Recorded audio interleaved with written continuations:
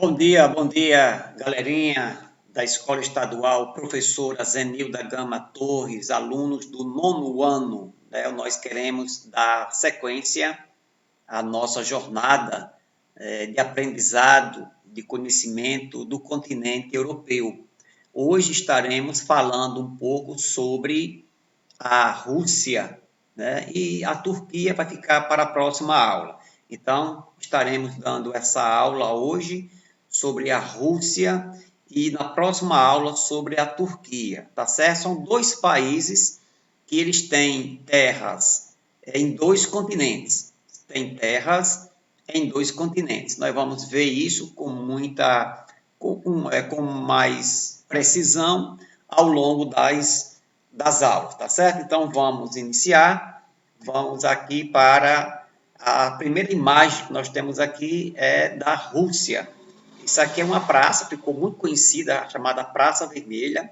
É uma famosa praça de Moscou, que é a capital da Rússia, conhecida principalmente naquele período da Guerra Fria pelos desfiles militares, quando ela mostrava para o mundo o seu poderio bélico, né, para impressionar o mundo capitalista, tá certo? Um local muito bonito de ser visitado até hoje. Inclusive, é um dos principais cartões postais da Rússia hoje. Nós temos também o famoso Kremlin, que é uma espécie de uma sede do governo, é formado por alguns prédios, né, estritamente, fortemente murados. Isso aí durante a Guerra Fria, isso era proibido, a filmagem, não era conhecido, não era permitido ninguém praticamente entrar aí, a não ser a cúpula, a não ser os líderes econômicos, líderes políticos daquele país, né? Então, até hoje também, esse Gremlin, hoje em dia é um ponto turístico muito visitado da Rússia, tá certo? Então, como eu havia dito a princípio, a Rússia ela tem terras em dois continentes. Essa parte aqui vermelha pertence à Ásia e essa parte azul é a parte da Rússia que está contida dentro do continente europeu. A gente já deve ter visto isso em aulas anteriores, tá certo? Só para ficar mais nítido, olha, aqui nós temos um mapa mais abrangente da Rússia. Aqui nós temos os Montes Urais. Dos Montes Urais para a direita, nós temos a parte do país que fica na Ásia. Dos Montes Urais para a esquerda, nós temos a parte do país que faz parte do continente europeu, tá certo? Então, para mostrar que esse país ele tem terras em território europeu e tem terra na Ásia. Essa facilidade, né, por exemplo, de ter terra em dois continentes, facilita, né, o comércio, facilita o transporte, facilita a comunicação da Ásia com a Europa, tá certo? Apesar de que no passado, durante a Guerra Fria, essa comunicação era pequena, era muito mínima, mas principalmente do lado leste, onde tinha esses países, né, mais colado aí com a Rússia, a Polônia e por aí vai, tá certo? Então fica essa informação. Outra questão, vamos ver aqui alguns detalhes mais minucioso. Nós temos uma informação que diz que a Rússia ela é o oitavo país mais populoso do mundo. Sua população gira em torno de 143 milhões de habitantes, tá certo? Tem uma baixíssima densidade demográfica. Pastor, o que é uma densidade demográfica? É a quantidade de pessoas que moram em cada quilômetro quadrado. Como a Rússia ela é muito extensa, é o maior país do mundo, com aproximadamente aí 17 milhões de quilômetros quadrados, a densidade demográfica na Rússia é bem baixinha, ó, isso é de 8 habitantes por quilômetros quadrados. Você pega aí outros países, isso vai para muito maior do que isto, né? Ok, a renda per capita do país é de 10.440 dólares, né? A expectativa de vida é de 72 anos, 72, quase 73 anos. Eu vou trazer outros dados mais detalhados sobre isso, tá certo? A mortalidade infantil é 16,5 a cada 1.000 pessoas, a cada 1.000 pessoas, a cada 1.000 crianças nascidas, antes de completar um ano de vida, morre 16, né? Uma data, um índice pequeno, né? Ok, temos alguns problemas atuais, né, que são a ausência de uma mentalidade de economia de mercado. Vocês devem lembrar muito bem que a União Soviética, antes de ser dividida e ficar só a Rússia, ela comandou o período da Guerra Fria, onde Estados Unidos e União Soviética eles disputaram a hegemonia mundial, o lado capitalista comandado pelos Estados Unidos e o lado socialista comandado pela União Soviética. Então, até hoje, a Rússia ela adota o modelo socialista e ela tem dificuldade de abrir a sua mentalidade para a economia de mercado. Tem também uma dificuldade que é o envelhecimento da população, que isso acontece quando o índice de natalidade ele é pequeno, tá certo? E aí gera problemas econômicos, lógico, né? Má condição de transição para a economia de mercado, porque eles não estão tendo dificuldades, né?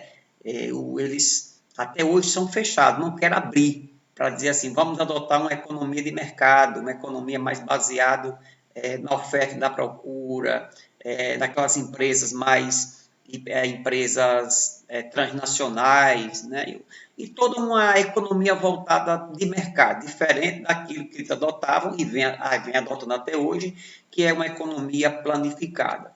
Nós temos também o alto índice de desemprego, que favorece o crescimento de grupos criminosos. Faltou emprego, aí a pessoa vai querer ganhar vida de outra maneira, apesar que isso não justifique, né? Temos alguns indicadores sociais, eu acredito a vocês, que a expectativa de vida é de 72 anos, 77 para as mulheres e 67 para os homens, né? Faltou aqui, colocar aqui o nome de homem no plural, vocês desconsideram aí esse homem no singular aqui. A educação é considerada média no país, né? É considerada média no país. É uma educação onde nem todo mundo consegue concluir pelo menos o ensino médio, né? Boa parte da população não consegue isso. Então, a educação, apesar de ter melhorado, ainda é considerada uma economia, uma educação média. Aqui nós temos agora as principais cidades da Rússia, né? Da Rússia são Moscou, com 12,5 milhões de habitantes. A segunda é São Petersburgo, com 5,3 milhões de habitantes. Saiu aqui cidade repetido. A terceira cidade é Novosibirsk, 1,6 milhões. A cidade de Ekaterimburgo, com 1,5 milhões, e Nizhny Novgorod, com 1,6 milhões. São as 5 principais cidades da Rússia em população, tá certo? Aqui, para a gente ver essas cidades de uma maneira mais ilustrativa, eu coloquei uma foto aqui da Rússia, olha só, ou melhor, a foto de Moscou. Olha só, uma foto noturna, olha só como é linda essa cidade. Uma foto também de São Petersburgo, né? Também uma cidade muito graciosa, muito bonita. Temos aqui também a terceira cidade, a quarta cidade e a quinta cidade. Essa daqui é com um detalhe mais de verde, né? de arborização. Então, são as 5 cidades da Rússia, né? Vocês estão observando aí toda uma arquitetura totalmente diferente da nossa, de muitas cidades do Brasil. Pode observar, olha. Aqui nós temos uma cidade mais de um crescimento vertical maior, mas mesmo a estrutura dos edifícios é muito diferente dos nossos aqui do Brasil. Olha. Você vai observar toda uma estrutura, toda uma arquitetura, melhor dizendo, sendo desenvolvida, tá certo? Vamos lá, vamos ver aqui um pouquinho que a Rússia ela não surgiu do nada, né? Tanto a Rússia, como na próxima aula nós vamos ver também a Turquia, são países que nasceram de um grande império, né? Não vou dizer que nasceram de um grande império, mas foram antigamente um grande império.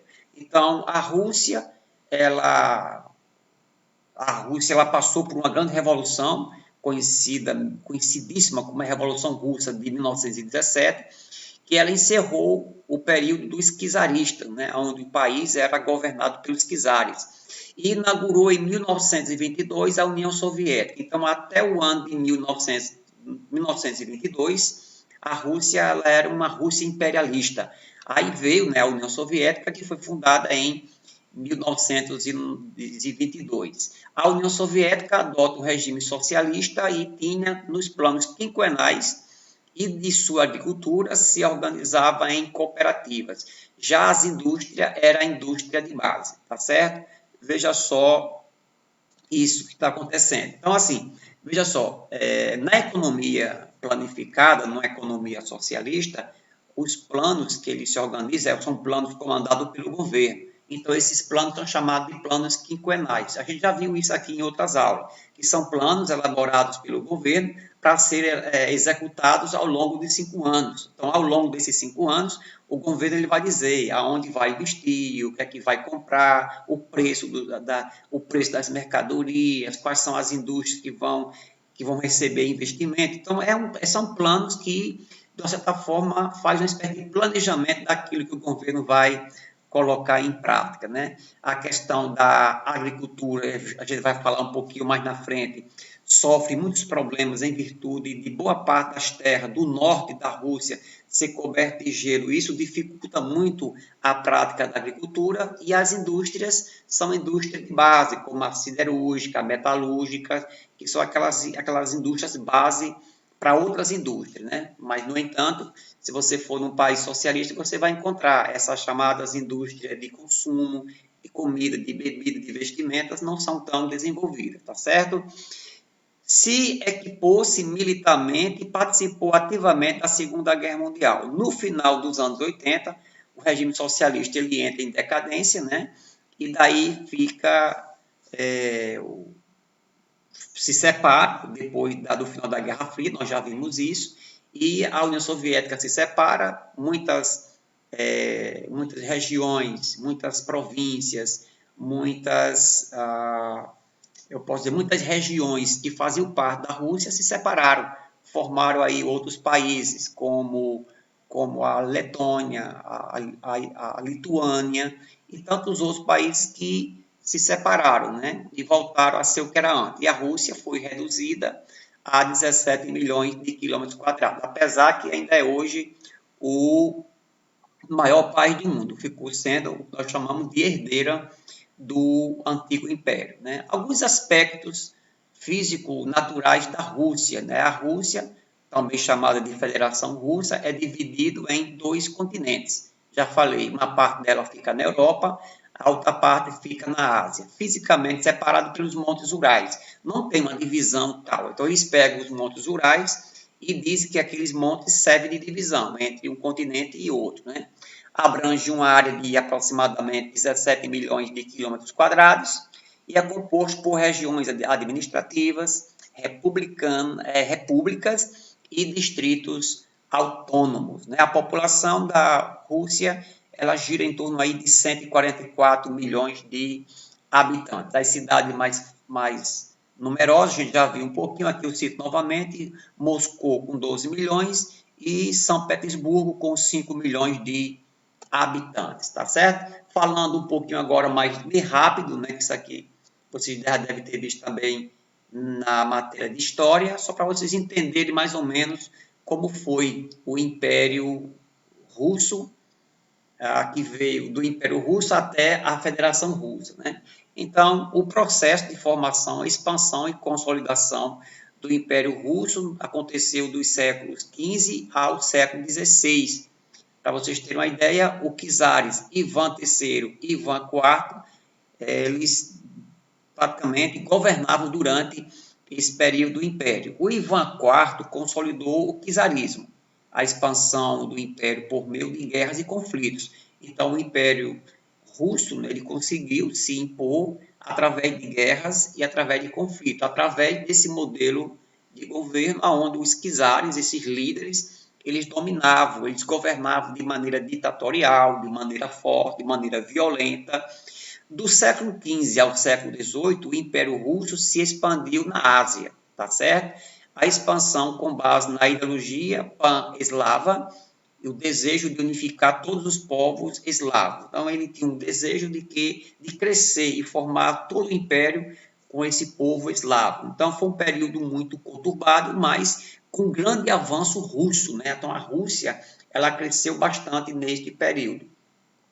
Aí vamos ver aqui um pouquinho dentro dessa questão do Império Russo, a Revolução Bolchevique e a criação da União Soviética. A Revolução Industrial, transformação econômica que provocaram problemas sociais no século XVIII e XIX, né? Então veio abalar o mundo o crescimento do lado europeu. Camponeses e operários eram submetidos a condições miseráveis de trabalho. Isso aqui em relação à Rússia, durante aquele império. Então, durante esse período, a maneira como era trabalhado, era organizado, né, a economia do país, o trabalho do país, era à custa de exploração da mão de obra, tanto dos operários como também dos camponeses. Então, carência nas áreas de saúde e educação. Aí daí veio a participação da Rússia na Primeira Guerra Mundial, que aconteceu de 14 a 18, e agrava a situação dos russos, né? Agrava a situação dos russos. Dentro dos movimentos de oposição é fundado o Partido Operário Social-Democrata Russo. Então, dentro desse contexto, onde as pessoas estavam insatisfeitas com a maneira de se fazer política, com a maneira de se organizar a economia do país, olhando para as péssimas condições do povo, é que é fundado este partido de oposição, né, que queria desmanchar esse império e transformar a Rússia em outro país. A divisão do partido em duas frentes políticas, os mencheviques e os bolcheviques. O czar Nicolau II, ou Nicolau II, abdica do trono em 1917. Então, pelas conturbadas situações que vinham acontecendo no país, esse czar Nicolau II, ele estava no poder e ele acaba por abdicar. Então, pelas pressões que existiam internamente desse partido, que se dividiu em duas frentes, os mencheviques e os bolcheviques, né? Então, os bolcheviques eles realizam em outubro de 1917 a Revolução Socialista Russa e saíram da guerra sob a liderança de Vladimir Lenin. Então, sob o comando de Lenin, essa Revolução Russa ela é realizada com sucesso. O partido bolchevique no poder é adotado uma economia centralizada e planificada. Então, quando os bolcheviques, né, eles chegam ao poder, eles decretam a fundação de uma nova União Soviética, digamos assim, eles começam a fazer isso, e dali eles se instalam no poder, né? Se instalam no poder. Fundamentação por ideais de Karl Marx e Friedrich Engels, no governo de Joseph Stalin, esse bigodudo aqui, a União Soviética obtém a liderança no cenário geopolítico mundial. Aqui é Lenin e aqui é Stalin, né? Foram dois grandes matadores, conhecido como um dos maiores matadores da história. Para fazer essa revolução aí foi feita à custa de milhões de pessoas que foram mortas nesse período. Então, essa história da Rússia, ela não é uma história muito bonita olhando pela maneira que foi realizada, né? Foi à custa de muito sangue, de muito armamento de sangue, né? Não foi algo pacífico, feito através de acordo. Vamos lá, né? Então, a União Soviética no controle da Segunda Guerra Mundial e da Guerra Fria. Foi aquilo que a gente já viu, né, nas aulas passadas. Vou falar aqui rapidamente que durante a Segunda Guerra Mundial a União Soviética ela continua sua expansão territorial, adotando uma postura imperialista. Então, até ainda a Segunda Guerra Mundial, mesmo sendo a União Soviética, não era mais, digamos assim, aquele império que tinha no passado, mas ela continuava a expandir seus territórios nesse modelo imperialista mesmo. Na Europa, ela anexou, né, ela anexou, tipo assim, através da força, ela anexou a Finlândia, a Estônia, Letônia e a Lituânia. Então, eles passaram a ser território da Rússia. Exerceu influência em parte da Alemanha, da Polônia, da Romênia e da Tchecoslováquia. São países que adotaram o regime socialista, né? Principalmente na Alemanha, na parte oriental. Ao final da Segunda Guerra Mundial, a União Soviética tem se tornado uma grande potência. É daí para frente, você deve lembrar, que acontece a famosa Guerra Fria. A União Soviética comandando o regime socialista e os Estados Unidos o lado capitalista. Possuía um vasto território, dividido em 15 repúblicas federadas, unida por um governo central e ditatorial, sediado em Moscou, né?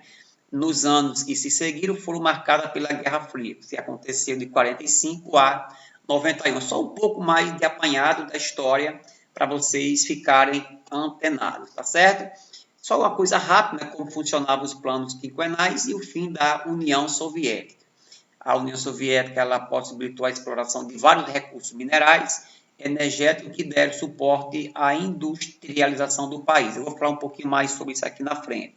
Os planos quinquenais ajudaram a organizar a economia nos diversos setores. Durante a primeira década da Guerra Fria, a União Soviética desenvolveu tecnologia nos setores como aeroespacial, militar, nuclear e informática. Vocês devem lembrar que a União Soviética foi o primeiro país do mundo a mandar um ser vivo para o espaço, aquela famosa cadelinha Laika. Depois, ele envia o primeiro ser humano à órbita, né? O astronauta soviético Yuri Gagarin, né? Só para vocês terem uma ideia. Vai colocar aqui a primeira viagem espacial com tripulação humana. Também cresceu muito o seu arsenal nuclear, tinha um sistema de inteligência e segurança chamado de KGB, que era uma espécie de serviço de inteligência, né? E também formaram uma espécie de grupo militar e socialista chamado Pacto de Varsóvia, né? Então, era nesse período da Guerra Fria que a União Soviética assim se organizava, né? A ajuda política, ela ajudou por muito tempo a Cuba, que era um país socialista aqui na América, né? Se envolveu em guerras da Coreia, do Afeganistão, do Vietnã e do Irã-Iraque, né? Você pode observar em alguns filmes, você vai observar esses soldados, aqueles soldados russos sempre lutando contra os soldados norte-americanos. Essas nações elevaram os gastos do governo. A qualidade de vida diminuiu, a União Soviética começa a perder influência econômica sobre o leste europeu e apresenta sinais de desgaste. Isso aí já entre o ano de 70 e 80. Em 1985, chega ao poder o governante chamado de Mikhail Gorbachev, que ele traz mudanças para tentar reerguer o grupo, né, socialista, principalmente a Rússia, a União Soviética na época, criando a perestroika, que era uma espécie de reestrutura econômica, era uma abertura econômica, com outros países fora do domínio soviético, socialista, e a Glasnost, que era uma abertura ou transparência política, né? Então, era uma abertura política, era uma digamos assim, uma transparência mais no mundo político, eles não tinham isso, mas nada disso resolveu, né? E aí, chegando aí o final do ano de 1991, chegou o final da Guerra Fria e também o final da União Soviética. Houve uma crise de abastecimento, de alimentos muito forte, né? Então, houve uma crise generalizada. Daí, a União Soviética se separa, fica a Rússia e mais algumas território que eles tinham anexado se separa de vez, como a Letônia, a Lituânia e alguns outros territórios. Então, eles se dissolvem, não se dissolvem, mas se separam e a Rússia continua a sua vida à frente, tá certo? Agora vamos para a situação econômica, isso aqui já falando mais dos dias atuais, tá certo? Só para vocês entenderem melhor essa situação da Rússia. Veio uma crise em 2008, né, uma crise que foi dos Estados Unidos, mas que também atingiu a Rússia, que desde 2009 a economia russa vem dando sinais de recessão. Houve aquela crise, né, onde os países tiveram dificuldades de pagar suas contas, né, de pagar, de quitar as suas dívidas com os bancos de um modo geral. Houve um quebra-quebra na economia, tá certo? Houve uma desvalorização das moedas, então isso aí gerou uma crise. e essa crise ela tornou-se mundial. Metade das receitas públicas do país é proveniente do petróleo. Então, nós vamos ver um pouquinho mais na frente, mas grande parte da riqueza que a União Soviética, que hoje é a Rússia, ela desenvolve é através do petróleo, tá certo? A moeda russa é o rublo, sofreu uma desvalorização de 41% no ano de 2014. Um dia desse, estava aí o país nessa crise desse tamanho. Os produtos agropecuários, cereais, beterraba, legumes, frutas e carnes, que comandam um pouco da economia do país. Os demais produtos é o petróleo, o gás natural, metais, automóveis e os produtos químicos. Isso aqui é o coração da economia russa. Vocês não esqueçam dessa parte aqui, tá certo? Essa aqui, ó, tá aqui. Ó. Ele falou aqui os demais produtos, mas a economia da Rússia se baseia nisso aqui, ó. Principalmente isso aqui, ó. Esses automóveis de passeio e esses produtos químicos, tá certo? Principalmente aqui o petróleo, o gás natural. Então, é o coração da economia da Rússia hoje. Tá certo? Vamos lá. O PIB da Rússia em 2014 era de 1,85 trilhão de dólares. A 10ª economia do mundo. Para vocês terem uma ideia, o Brasil produziu 2,35 trilhões de dólares no mesmo ano. E é hoje a 7ª economia do mundo. O Brasil, os Estados Unidos lideram o ranking com 17 trilhões de dólares, né? A Rússia, ela se mantém naquele patamar. Não é aquele país extremamente rico, mas também não é um país que a gente possa considerar pobre, né? País médio nessa parte aí. Aí vem a questão da agricultura, né? Que boa parte das terras cultiváveis, que poderiam ser cultiváveis, né? Elas estão cobertas de gelo, principalmente na Sibéria, a parte norte da Rússia, né? Para vocês terem uma ideia, é uma região que passa boa parte do ano coberta de gelo, não tem como se plantar praticamente coisa nenhuma. Nas regiões mais quentes, né, eles plantam o trigo, a aveia, a cevada, a aveia e o girassol. Aqui repetiu a aveia. Além das grandes produções de batata, de beterraba, açucareira. A beterraba açucareira, sim, aqui no Brasil, né, principalmente aqui no nosso litoral, o nosso açúcar no Brasil, ele é feito, produzido principalmente da cana-de-açúcar. Lá na Rússia, boa parte do açúcar é feito da beterraba. Então, a beterraba dá açúcar. Não sei se você sabia disso. Na verdade, todo tipo de alimento, de produto que tem sacarose, ele pode gerar açúcar. Você pode fazer açúcar de um monte de coisa. Como a sacarose é muito mais presente na cana-de-açúcar do que em qualquer outra coisa, que no Brasil a gente aproveita a cana-de-açúcar, né? Já na região do Cáucaso, onde o clima é mais quente, predominam as culturas subtropicais como algodão, uva, frutas cítricas e legume. As dificuldades são vastas, áreas que poderiam ser cultivadas, mas passam o ano inteiro coberto de gelo. Então, é uma dificuldade. Eu não falei isso, né? Mas pela extensão da Rússia de uma parte a outra, áreas completamente desérticas, em virtude do clima muito rigoroso, a gente tinha notícia, né, da última Copa do Mundo, que foi realizada na Rússia e Coreia do Sul, salvo engano, os dois países, mas principalmente na Rússia. Depois eu vou verificar essa informação, se teve também Coreia do Sul, mas foi na Rússia, o que eu lembro mesmo. E diz que lá na Rússia, tinha localidades na Rússia que não sabia que a Copa do Mundo estava sendo realizada no país. Para você ver o tamanho do país e as desinformações que existia e ainda existe até hoje. Tá certo? A mineração com destaque para o alumínio, né? Então, o alumínio é o segundo, inclusive a Rússia, ela é o segundo maior produtor mundial de alumínio, né? Outros destaques na economia é a produção de produtos siderúrgicos, como lingotes de ferro e de aço. Está aqui uma foto mostrando o quanto o aço é precioso na economia da Rússia. Vamos agora avançar mais um pouquinho, apesar da melhora da situação econômica, a Rússia vem enfrentando dificuldades em virtude do bloqueio econômico por causa da sua presença militar na Ucrânia, na Crimeia, que deseja se separar. O que é isso?